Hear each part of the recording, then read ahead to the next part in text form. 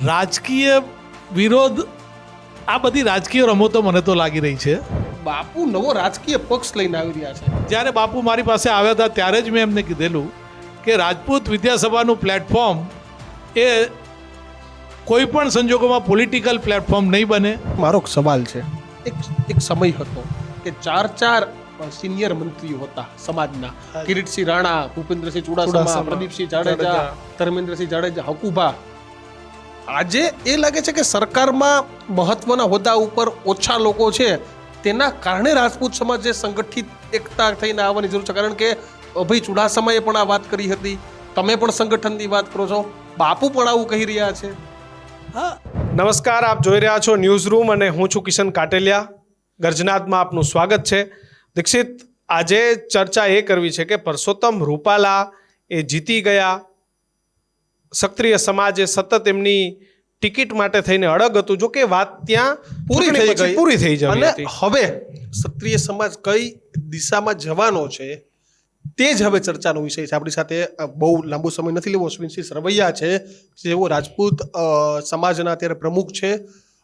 અશ્વિનસિંહ, અત્યારે જે મુદ્દાઓ થઈ રહ્યા છે, સોશિયલ મીડિયા હોય, મીડિયા હોય, સમાજના આગેવાન તરીકે તમે કઈ રીતે જોઈ રહ્યા છો અને કઈ દિશામાં ક્ષત્રિય સમાજ જઈ રહ્યો છે?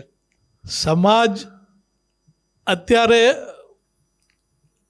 અમારી દ્રષ્ટિએ જોઈએ તો વેરવિખેર છે. એને સંગઠિત કેમ કરવો એ જ કાયમી મારી ચિંતા રહે છે. બિલકુલ. કઈ રીતે વેરવિખેર લાગે છે? બધાના મતાંતર જુદા જુદા હોય. હવે એ બધાને એક પ્લેટફોર્મ ઉપર કેમ લાવવા અને એકબીજાનો સાથ સહકાર કેમ ઊભો થાય અને બધા જ સૌનો સાથ સૌનો વિકાસ, એ રસ્તા ઉપર અમારે ચાલવું છે. સૌનો સાથ સૌના વિકાસના રસ્તા પર. પરંતુ રૂપાલાજીએ એક સ્ટેટમેન્ટ આપ્યું હતું, તે સ્ટેટમેન્ટમાં વિરોધ પણ થયો. બંને બાજુની વાત છે. ટિકિટ રદ ન થઈ પણ ક્યાંક મંત્રીપદ ન મળ્યું, તો હવે ફરીથી રૂપાલાનો વિરોધ. આ તમામ મામલાને કઈ રીતે જુઓ છો? રાજકીય વિરોધ, આ બધી રાજકીય રમતો મને તો લાગી રહી છે. અમારે ને સમાજને અત્યારે જે ડિસિઝન લેવું હતું અને જે તે ટાઈમે જે થઈ ગયું એ વાત અત્યારે તો પૂરી થઈ ગઈ છે. પણ આગળ સમાજ વિચારતો હોય એ દ્રષ્ટિએ અમારે સમાજની સાથે હંમેશા રહેવાનું છે. બાપુ, તમે સમાજના પ્રમુખ છો રાજપૂત વિદ્યાભવનના, અને જે આખી મુવમેન્ટ ચાલી, ક્ષત્રિય સમાજ એક થયું, એ મુવમેન્ટ ચાલી, અને વર્ષો બાદ એવું થયું કે દરબારો બાપુ એક થયા બધા. એ તો જ્યારે રાજકોટની અંદર 7 લાખ લોકો ભેગા થયા ત્યારે એવું લાગ્યું કે હવે સમાજને ભેગા થવાની જરૂર છે અને એ લોકોએ એમની જાતે કરી દેખાડ્યું. બાપુ, હમણાં એક મેસેજ ચાલી રહ્યા છે કે રાજપૂત ભવન અને ક્ષત્રિય સમાજ એ કંઈક કરવા જઈ રહ્યું છે. શું કાર્યક્રમ અને બિન રાજકીય વાતો માટેનું મંચ એ તમે લઈને આવી રહ્યા છો, કે રાજકીય વાત નહીં, સમાજની કોઈ પણ વાતો એ લઈને આવો? રાજપૂત વિદ્યાસભા ઓલવેઝ દરેક સમાજના લોકોને પ્લેટફોર્મ આપ્યું છે કે ત્યાં રાજકીય વાત નહીં, સમાજનો ઉત્થાન થાય, સમાજ અને સમાજના દીકરાઓ કઈ રીતે આગળ વધે અને શૈક્ષણિક રીતે, સામાજિક રીતે અને આર્થિક રીતે ત્રણેય ક્ષેત્રે એ લોકો કઈ રીતે આગળ વધે એની જ હંમેશા અમે ચિંતા કરીએ છીએ. અમે રાજપૂત વિદ્યાસભામાં કોઈ પણ જાતની પોલિટિકલ એક્ટિવિટી કરતા નથી. અત્યારે શંકરસિંહ વાઘેલા કંઈક કરવા જઈ રહ્યા છે. હાજી, રાજપૂત સમાજે એની મીટિંગ પણ યોજાવાની છે. હાજી. આ શું ઘટના છે? બાપુને આજે આ ઉંમરે એમને થયું કે ભાઈ મારે સમાજને ભેગો કરવો છે અને એક મંચ ઉપર બધાને લાવવા છે. અત્યારે સમાજની અંદર અનેક વાડાઓ છે, અનેક નેતાઓ છે. મારું એવું માનવું છે કે એક સિનિયર અમારા નેતા કે એક્સ CM પદ ઉપર રહી ચૂકેલા છે, તો એમનો બહોળો અનુભવ હોય, એનો લાભ સમાજે લેવો જોઈએ. કેવો લાભ લેશે? સામાજિક, આર્થિક, સમાજ કઈ રીતે પ્રગતિ કરે. અને જ્યારે બાપુ મારી પાસે આવ્યા હતા ત્યારે જ મેં એમને કીધેલું કે રાજપૂત વિદ્યાસભાનું પ્લેટફોર્મ એ કોઈ પણ સંજોગોમાં પોલિટિકલ પ્લેટફોર્મ નહીં બને, એવી ચોખ્ખી અમારે ને બાપુને વાત થયેલી છે. તો પછી બાપુને હવે શું કરવું છે? બાપુને રજવાડાઓને ભેગા કરવા છે.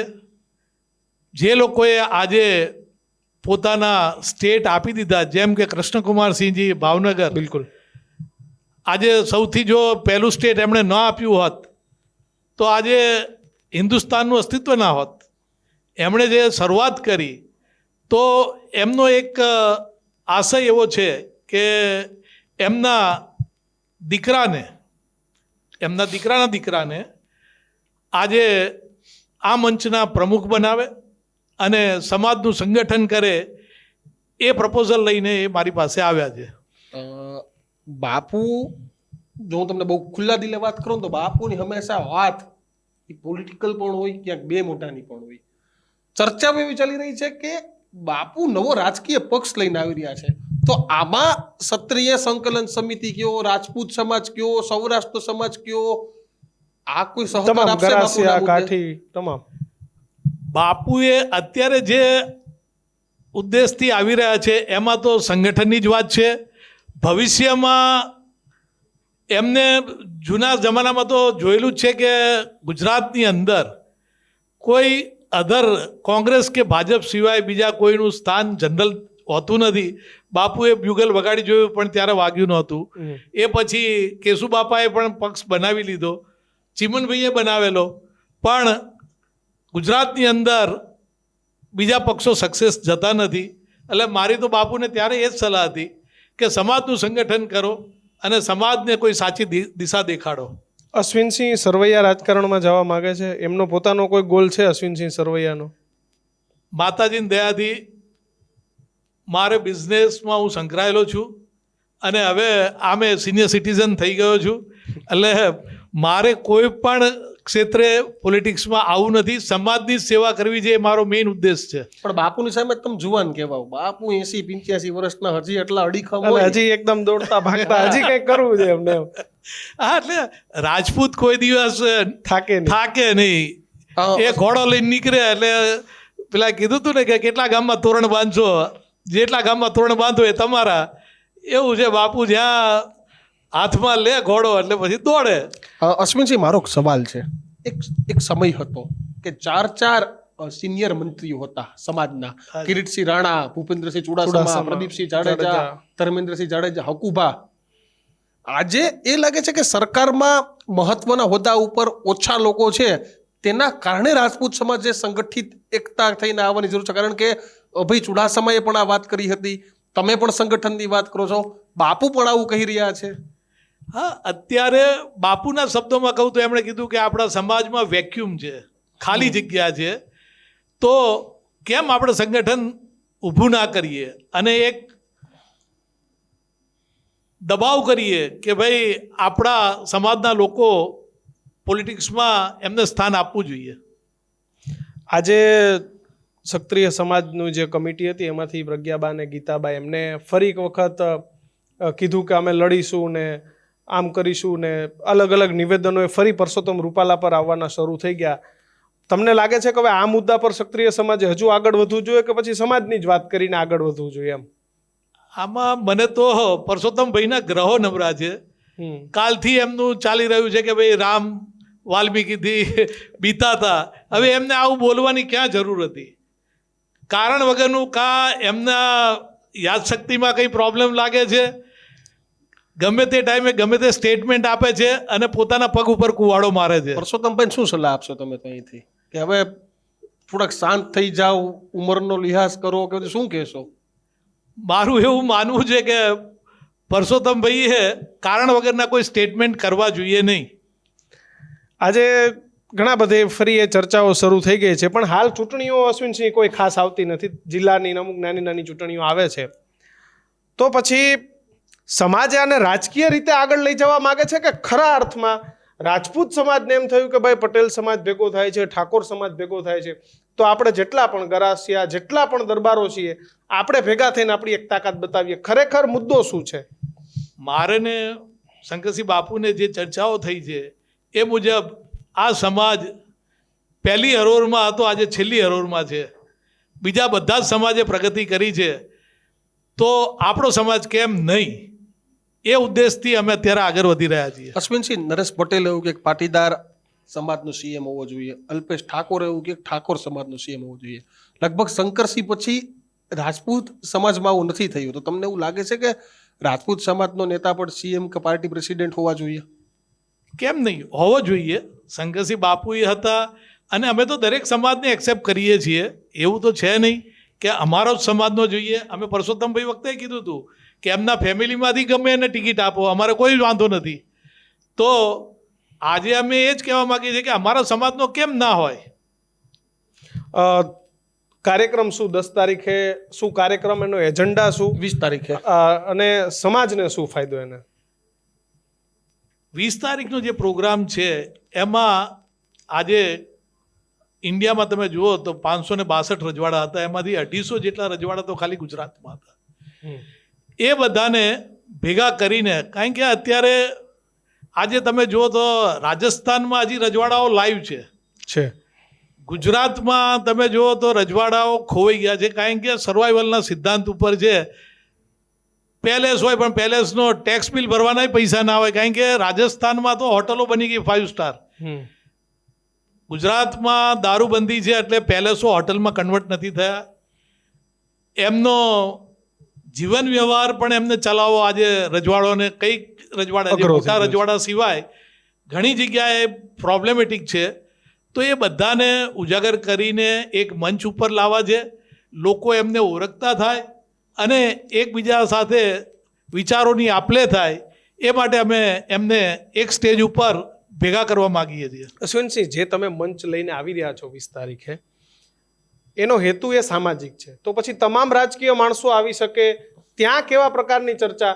સમાજ એકઠો ત્યારે થશે જ્યારે મજબૂત હશે. એટલે શંકરસિંહ તો આવશે, પણ તમે ભાજપના પ્રદીપસિંહ અને કોંગ્રેસના શક્તિસિંહને આમંત્રણ આપશો? મેં ગઈકાલે જ બાપુને કીધું કે ભાઈ ભાજપ, કોંગ્રેસ કે આપ કે જે કંઈ હોય, જે કંઈ અપક્ષના પણ હોય અને આપણા સમાજના હોય, એ બધાને આપ આમંત્રણ આપો, એવી અમારી ગઈકાલે જ વાત થઈ છે. શું લાગે છે, આવશે બધા લોકો? બાપુની તો તૈયારી છે કે મને આમંત્રણ આપવામાં કોઈ જ વાંધો નથી. બાકી તો સામે જેમને વિચારવાનું છે, જેને આવવું હોય એ વેલકમ છે. સમાજના પ્રમુખ તરીકે તમે તમામ આગેવાનોને શું કહેશો? મેં તો ગઈકાલની મિટિંગમાં બધા જ કમિટીઓ અમારી છે, સંકલન સમિતિ છે, બધાને મારી એક જ વાત છે કે ભાઈ વિરોધ શા માટે બાપુનો? અમુક લોકો આજે વિરોધ કરવા માંડ્યા, પણ શેના માટે? હજી કોઈ બાપુનો ઉદ્દેશ શું છે કે ભાઈ બધાને એક મંચ ઉપર ભેગા કરવા છે, બીજી કોઈ પોલિટિકલ વાત તો છે જ નહીં. તો બધાએ બાપુને સહકાર આપવો જોઈએ એવું મારું માનવું છે.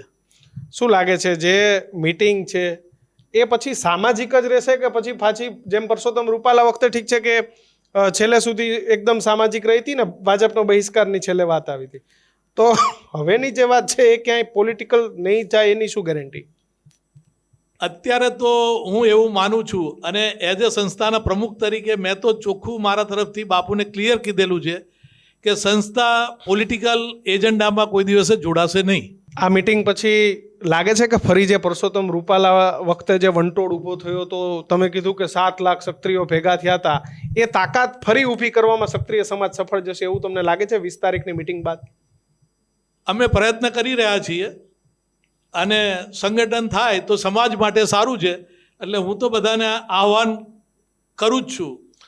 અચ્છા, એટલે એમાં બધા ક્ષત્રિયો તમામ હશે? તમામ કાઠી, કારડિયા, ગરાસિયા, નાડોદા, તમામ ક્ષત્રિયોને ભેગા કરવાનો આ ઝુંબેશ બાપુએ હાથમાં લીધો છે. અને આ ઝુંબેશને તમે બધા લોકોએ કેટલા સાથ આપશે? કારણ કે જે સંકલન સમિતિ હતી, આખી સંકલન સમિતિ સાથ આપશે? કારણ કે ગત વખતે જોયું પદ્મિની બા જેવા ક્યાંક સામે પણ આવ્યા, આરોપો છેલ્લે આખું તૂટી ગયું સંગઠન. દરેકના પોતાના મંતવ્ય હોય, પણ મારું તો આ માનવું છે કે ભાઈ એક મંચ ઉપર બધા ભેગા થાય, એ જ બધાના પ્રયત્ન છે. આજે પાટીદાર સમાજમાં તમે જુઓ તો ખોડલ ધામે બન્યું છે ને ઉમિયા ધામે બન્યું છે, સરદાર ધામે બન્યું છે. તો રાજપૂત સમાજમાં એ બધા ભેગા થઈને કેમ સારા કાર્યો ન કરે?